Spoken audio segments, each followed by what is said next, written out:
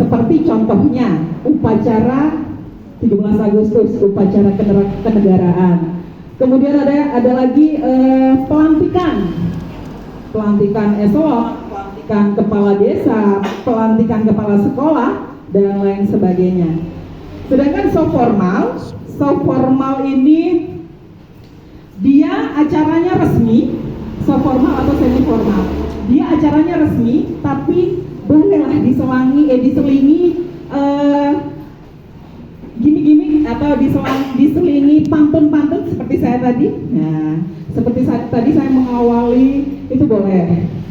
Jadi kalau di acara hard formal itu udah pakem, nggak bisa dirubah-rubah. Sedangkan untuk acara semi formal boleh kita selingi sedikit kata-kata yang menghibur gitu. Contohnya misalkan Mbak Retno acaranya waktu itu apa Mbak Retno?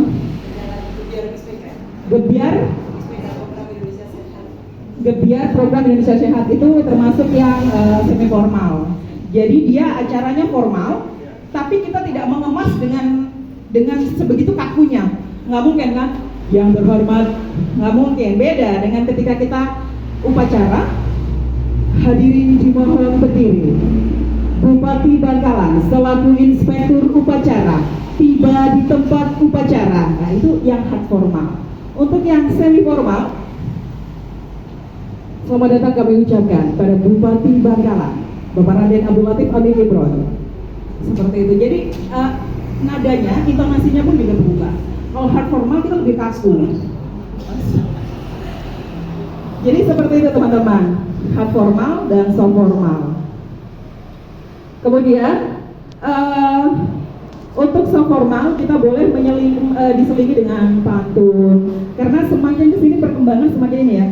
Kalau zaman dulu sering kita lihat presenter pembawa berita itu semuanya dia formal banget. Selamat datang, selamat malam. Dia kaku banget. Tapi sekarang intonasi pembawa berita itu sudah santai, sudah tidak sekaku dulu. Kalau kita perhatikan nih, pembawa berita itu dia lebih santai, lebih beragam. Sama seperti sekarang. Kalau teman-teman lihat, kalau teman-teman cari referensi di YouTube, di Instagram, banyak sekali bermunculan MC yang dia punya ciri khas masing-masing. Misalkan dibuka dengan pantun, misalkan dibuka dengan quote, dengan kata-kata mutiara, itu banyak, semua bisa. Jadi seperti itu teman-teman. Ini untuk MC ya. Kemudian untuk menjadi seorang MC yang pertama teman-teman harus pede gitu. Pede is emas. Percaya diri itu harus. Ada yang bilang aku nggak pede, Mbak. Aku nggak pede. Aku takut mau ngomong. Tapi aku kepingin jadi MC, gimana dong? Kalau kita tidak mau coba, kita nggak tahu salahnya di mana. Salah itu nggak apa-apa.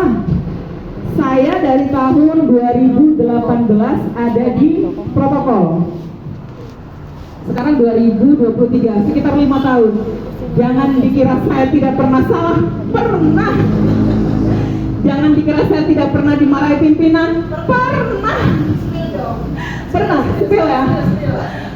Oke. Pada saat itu pertama kali saya masuk di protokol, saya tidak tahu dunia protokol itu seperti apa.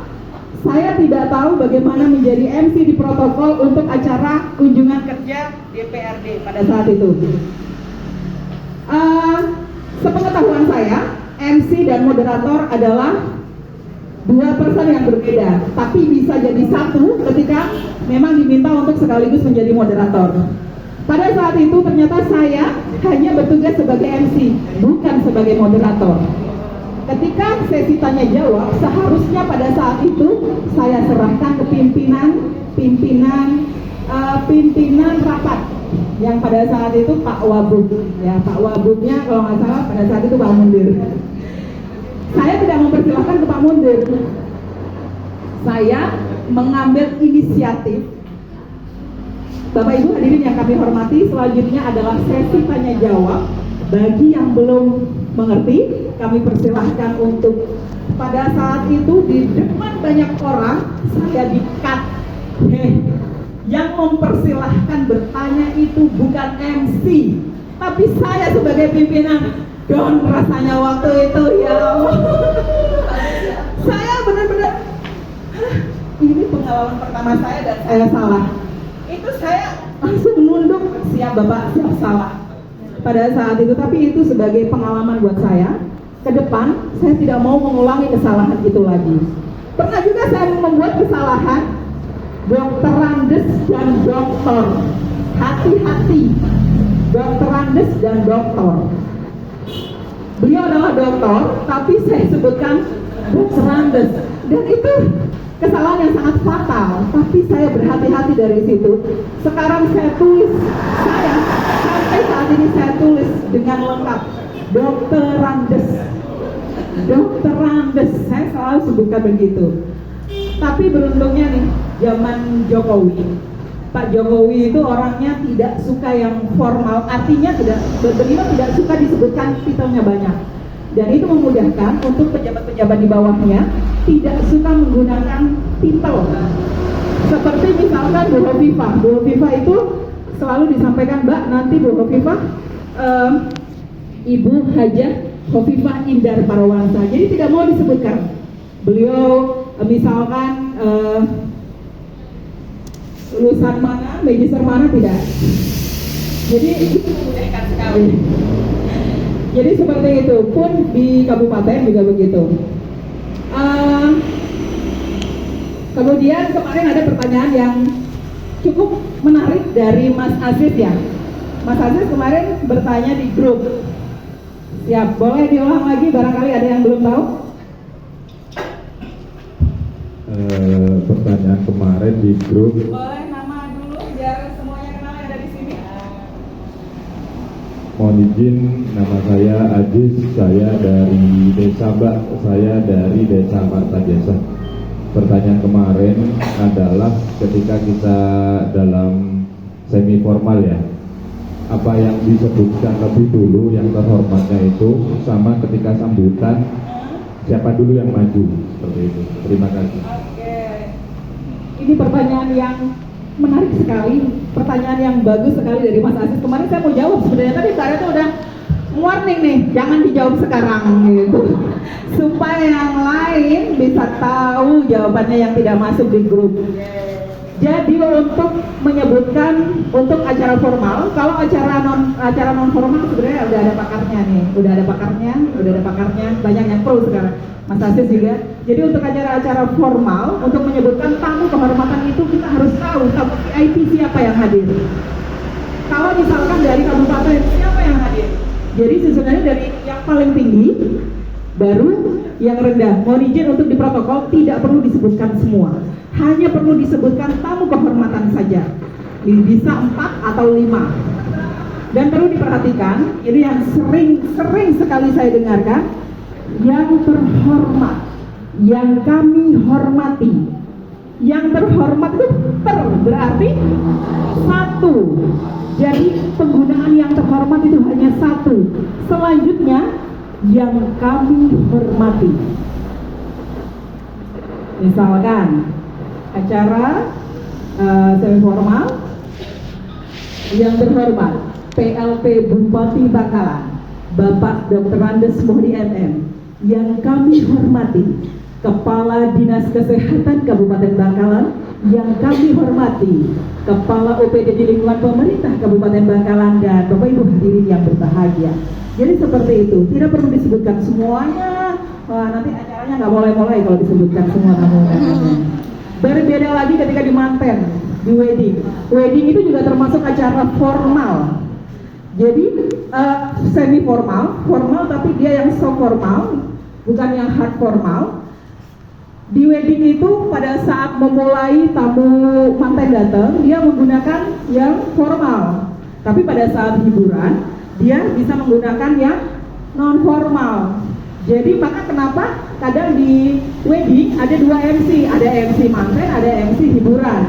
Dan luar biasa yang bisa menghandle 2 acara itu. dia bisa formal sekaligus bisa non formal. Terus terang saya juga belum menguasai kalau yang non formal, mohon izin ya. Nanti saya pelajari dulu. Jadi perlu nambah jam terbang. Jadi seperti itu.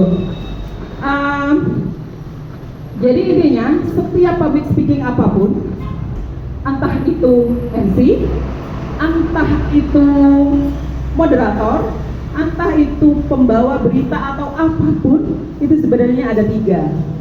Yang pertama adalah pembukaan, yang kedua adalah intinya, kemudian yang terakhir penutup atau closing. Sebenarnya itu. Dan tips saya sebagai seorang MC, kita harus bisa bermain 3 menit pertama. Kita membawakan 3 menit pertama itu akan berpengaruh pada 30 menit selanjutnya. Contohnya nih, saya tadi mengawali dengan pantun, kemudian mengajak audiens bernyanyi. Sebenarnya saya itu ingin membuat 3 menit pertama saya berkesan untuk teman-teman, sehingga teman-teman antusias untuk mengikuti 30 menit selanjutnya. Begitu. Oke, asik. Jadi sekilas itu saja teman-teman terkait tentang Master of Ceremony, ilmu yang sedikit sebenarnya saya tahu tentang ke-MC-an. Sebenarnya saya yakin teman-teman di sini sudah banyak sekali yang profesional dibanding saya, tapi luar biasanya teman-teman meringankan langkah kakinya untuk hadir di majelis ini untuk saling bertatap muka dengan semuanya, saling mengenal satu sama lain. Mohon izin semoga semua yang hadir pada acara ini ketika nanti keluar dari sini kemudian bertemu di jalan kita bisa saling bertegur sapa, insya Allah. Mungkin itu saja teman-teman sedikit. Boleh saya langsung diskusi Mbak? Atau barangkali ada yang mau ditanyakan dari teman-teman? Wow, tepuk tangan dong untuk Mbak Intan.